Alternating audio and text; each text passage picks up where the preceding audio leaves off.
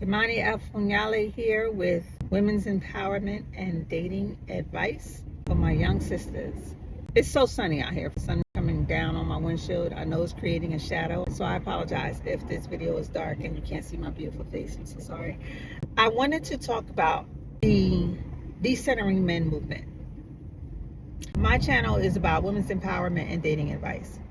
And I really admire the decentering men movement. I know I talk about men a lot, but it's not the main focus of my life, trust me. So I remember stumbling upon the decenter men movement, videos on YouTube, Instagram Reels content, TikTokers and stuff like that.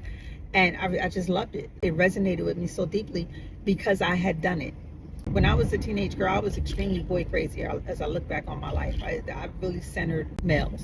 And, you know, part of that is just patriarchal programming and stuff like that. What made me decenter men was this. I had kept creating visions for my life. And then I kept changing them every time I got into a relationship with a man based on what he wanted. The dream for me was to always be a stay-at-home wife. I wanted to be a homemaker like my great-grandmother. I wanted to be homeschooling the children and stuff like that. That never happened for me. And I had to invest in myself and my own damn potential because I wanted a lifestyle of abundance. I wanted to secure the bag for my future generations, for my after. And I started making moves to do that. I started businesses. I started getting motion. And I realized, okay, in order for me to really manifest this, I got to be steadfast in my vision. I can't let no dude come along changing my vision because that's the only way to communicate to the universe. I built my dream house in my mind. I cannot change that vision up because a man comes along. I decided to build my house whether I am in a relationship or a marriage or not. And it will be my house for my offspring. What we do in a relationship or in a marriage is a separate account. I'm no longer changing my vision. And it was at that point that I effectively decentered men and I put all of my energy into me, into developing myself, into developing my vision, into actualizing my purpose, into accomplishing my destiny. So when I stumbled upon the decenter men movement, it resonated with me deeply because I had already done that work and I'm still doing it. But I am not a proponent of the decentering men's movement that completely disconnects us from men. No judgment here, but some women have taken a route of women going their own way where they're not dealing with men at all. And I'm not mad at them. I understand why and how people can come to that decision. I'm not there yet. I am here to give you the part of women's empowerment that is decentering men, where men are not the focus of our lives, but at the same time, I want to give you information on how to connect with men that you desire. They don't have to be our focus in order for us to date them. I strongly encourage you to focus on yourself, invest in yourself, build yourself, explore activities and things that you have been meaning to learn more about, things that you may have been exposed to as a child that you want to do more of now that you are an adult. I think I was in second grade and we went to see the Nutcracker and I loved it. I absolutely loved it. So in my attempt to reconnect with things that brought me joy in childhood, I decided to start going to the ballet. And I went on to a ballet on Saturday. I took my mother for her birthday. We went to go see Giselle. So pursue all of your interests and build your talents and your skills and do all of the things that bring you joy. Center yourself, invest in yourself, take that course, buy your jewelry, buy those shoes, upgrade your wardrobe, get your hair done, get your nails done. I'm growing out my natural nails. I do a weekly manicure. It's something that I reconnected with because I remember before my daughter was born, I would go to the salon and get my nails done every week. And they would start chipping in about a couple days and I would repaint them. But when my daughter was born, I brought her home from the hospital. I'm being a mom, changing diapers and breastfeeding and trying to get some sleep and keep the house clean. keep myself fed, do the laundry and all the things. And I remember like a week or so after she was born, I looked down at my nails and they were all chipped up. And I decided to let go of having my nails done. I took the nail polish off, I cut them, and I would just keep them cut short. And when my children became adults, I was like, well, who are you going to be now? And part of me was going back to all of those things that used to bring me joy, right? Reconnecting with that, connecting with some of the things that I have interest in and want to learn more about and want to experience more of. Doing my nails was one of those things that I wanted to reconnect with. Doing makeup was something that I wanted to connect with. I was makeup free for a long time. I had to recreate myself. I wanted to reinvent myself. I wanted to create a new aesthetic for myself. And I decided I wanted to be more polished and I wanted to be a sexy, mature lady. And I love it here. So it's about reconnecting with and connecting with interests that you want to now pursue. Invest in those things. Invest in you. Invest in yourself. I didn't buy shoes for a long time. Part of that was just like sacrificing for my children, making sure that they was laced,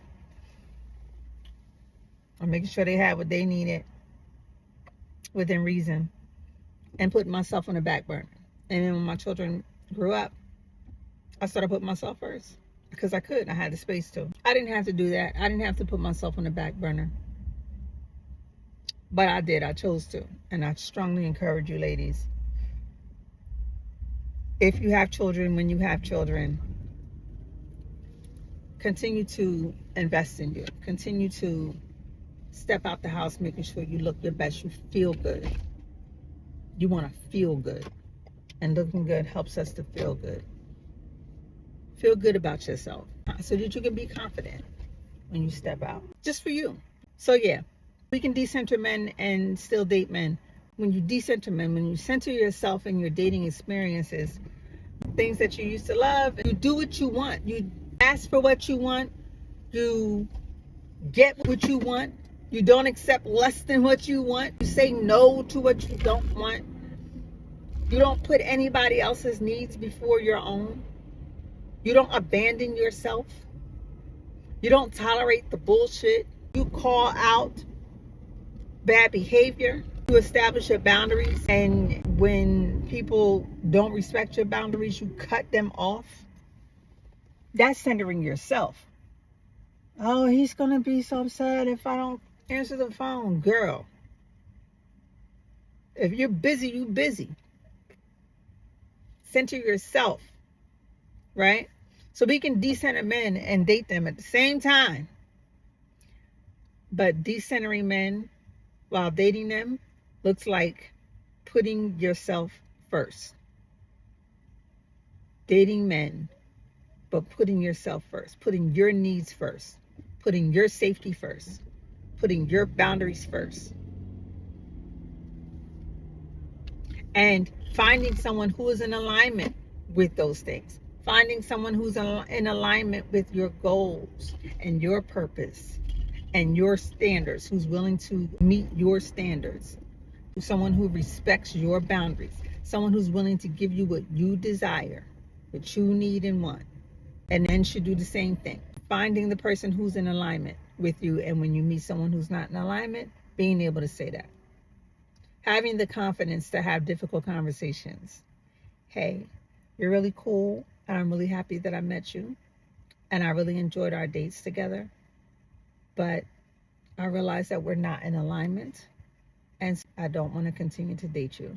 Or I do want to continue to date you because I really enjoy spending time with you, but I don't want to pursue a romantic relationship with you. I mean, just say it. What's the most that he gonna say? No, I'm not interested in that. Let him say it. Like, that's him setting the boundary. He's got the right to not be interested. When you put it all on the line like that, people will respect that. And who even gives a shit about his respect? Honestly, when you're dating while decentering men. Dating men and centering yourself.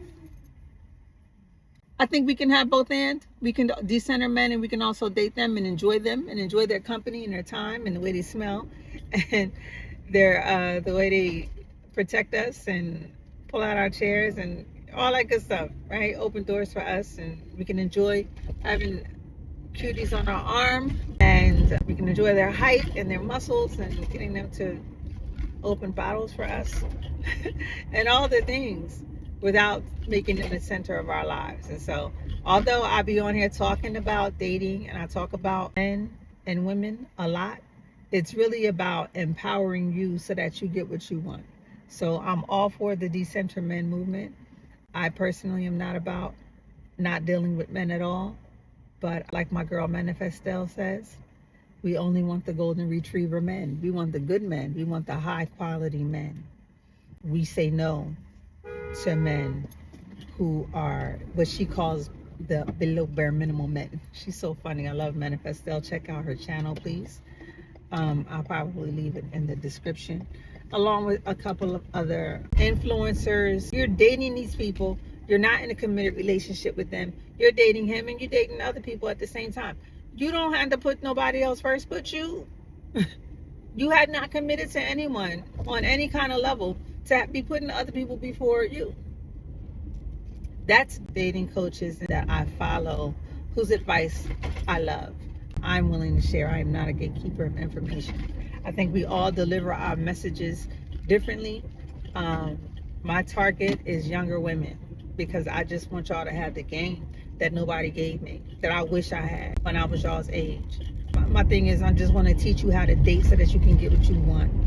Whatever it is that you desire, whether that's a marriage or in a family or a long-term commitment or short-term commitment or friends with benefits or friends that are benefactors. Whatever it is that you desire, I want you to get it. I want you to have what you want, and I want you to do it smart so that you're not being used out here, discarded, abused, lied to, and deceived. This all started with me when I watched the Risa Tisa Who the F Did I Marry series on TikTok, and I was just like, there's so many ways that her situation could have been avoided had she dated smarter. So I've been sharing information with young ladies, but I decided to do it on a platform in an official capacity. So this is that platform, and I hope that what I'm saying to you resonates with you, makes sense to you, inspires you to go out there and get what you desire, because you deserve it. You deserve it. And I won't talk about that on another video. All right. Peace and blessings.